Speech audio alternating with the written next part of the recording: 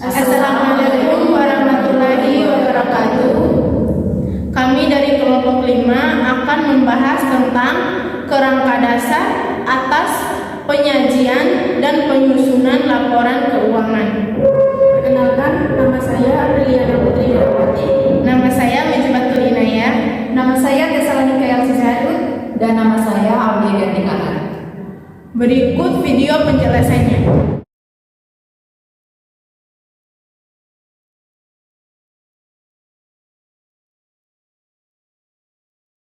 Pertama, saya akan menjelaskan tentang kerangka konseptual akuntansi.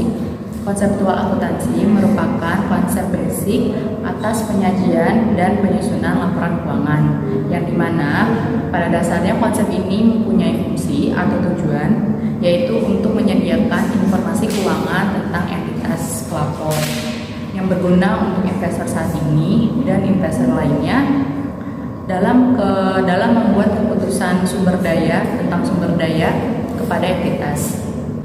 Selanjutnya yaitu kerangka asumsi dasar. Konsep ini mempunyai dua asumsi yang mendasar.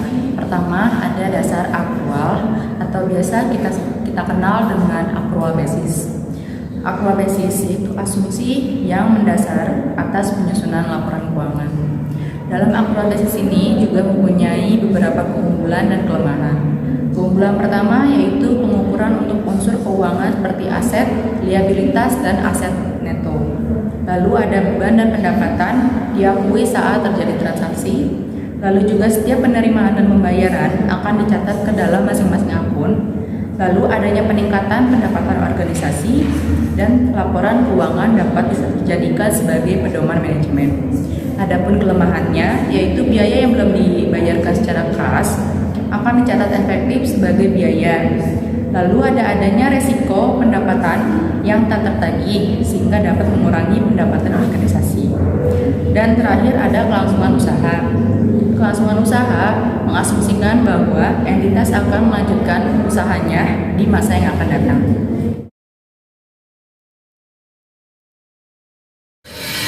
Selanjutnya, karakteristik kualitatif laporan keuangan. Laporan keuangan harus memenuhi karakteristik kualitatif tertentu agar dapat memberikan informasi yang berguna bagi para pemakai. Terdapat 4 karakteristik kualitatif pokok. Yang pertama, dapat dipahami. Yang kedua, relevan. Yang ketiga, keandalan. Dan yang keempat, dapat diperbandingkan. Dapat dipahami.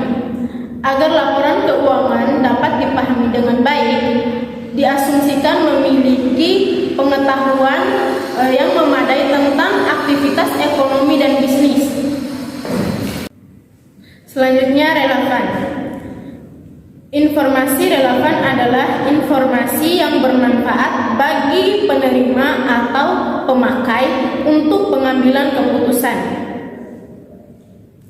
Informasi relevan harus memiliki 2 karakteristik, yaitu nilai prediktif dan nilai konfirmatif. Informasi dapat dikatakan relevan jika memenuhi persyaratan-persyaratan berikut. Adapun persyaratannya yaitu memiliki manfaat umpan balik, memiliki manfaat prediktif, tepat waktu, dan lengkap. Selanjutnya, keandalan.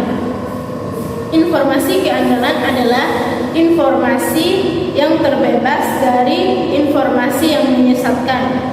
Adapun persyaratannya yaitu penyajian jujur, dapat diverifikasikan, netralitas, pertimbangan sehat, kelengkapan, dan penyajian wajar. Selanjutnya, dapat dibandingkan. Dapat dibandingkan adalah kebijakan akuntansi ditetapkan secara konsisten dari satu periode ke periode yang lain. Laporan keuangan dapat dibandingkan harus sesuai dengan standar dan kebijakan akuntansi yang konsisten dengan apa yang ditetapkan sepanjang periode akuntansi.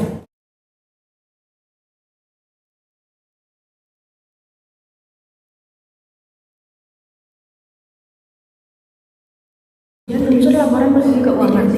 Unsur laporan posisi keuangan diklasifikasikan ke dalam beberapa kelompok, yaitu berdasarkan karakteristik ekonomi, yaitu posisi keuangan dan kinerja. Pada bagian laporan posisi keuangan dibagi atas aset, liabilitas, dan ekuitas. Pada bagian kinerja dibagi di bagian pendapatan beban. Kemudian ada pengakuan unsur laporan keuangan. Pengakuan merupakan proses penentuan apakah suatu pos dinyatakan sudah memenuhi definisi unsur yang menyatakan laporan posisi keuangan atau laporan laba rugi yang harus memenuhi persyaratan, yaitu yang pertama ada kemungkinan bahwa manfaat ekonomi yang berkaitan dengan pos tersebut akan mengalir dari atau ke dalam entitas. Yang kedua, pos tersebut mempunyai nilai atau biaya yang dapat diukur dengan handal. Kemudian pengukuran atas unsur pada laporan keuangan, yaitu pengukuran merupakan proses penetapan total uang yang atas unsur laporan keuangan yang tersaji dalam laporan posisi keuangan dan laporan laba rugi komprehensif. Kemudian proses ini menyangkut pemilihan dasar penentuan pengukuran tertentu. Persediaan biasanya dinyatakan sebesar nilai terendah dari biaya historis atau nilai realisasi neto. Investasi jangka pendek dalam surat berharga dinilai dengan nilai wajar. Kemudian selain nilai wajar, berikut merupakan berbagai pengukuran yang sering digunakan untuk mengukur unsur laporan keuangan, yaitu biaya historis atau biaya yang diperoleh pada saat terjadi transaksi. Kemudian biaya kini atau biaya yang seharusnya diperoleh pada saat pengukuran. Kemudian ada biaya realisasi atau nilai yang diperoleh dari menjual aset yang dalam pelepasan normal. Kemudian biaya sekarang atau nilai arus kas yang masuk neto di masa depan yang didiskontokan dengan biaya kini.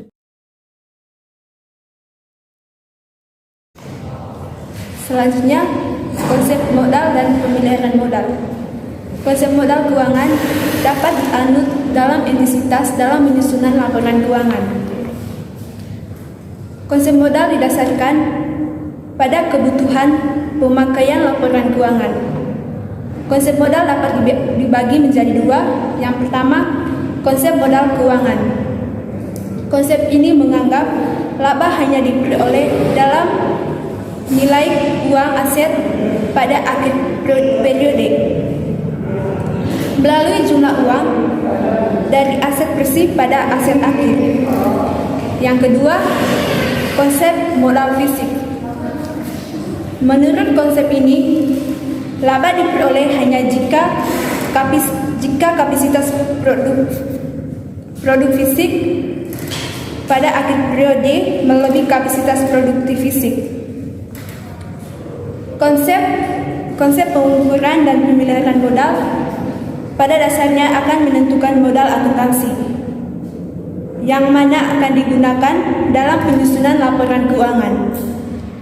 Manajemen perlu mencari keseimbangan antara relevan dan juga kedalaman. Sekian penjelasan dari kelompok kami, lebih dan kurangnya kami mohon maaf. Wassalamualaikum warahmatullahi wabarakatuh. Jangan lupa like,